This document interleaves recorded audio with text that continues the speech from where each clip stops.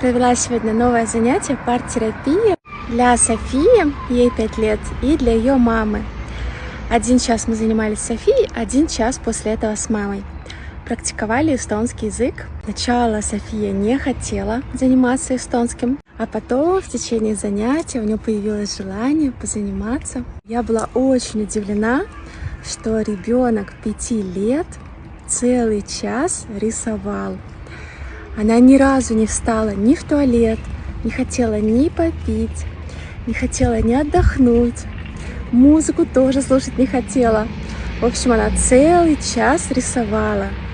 В удовольствии, в радости. За занятие девочка нарисовала целых 12 рисунков. Хочу поделиться одним из ее рисунков, который она сама выбрала.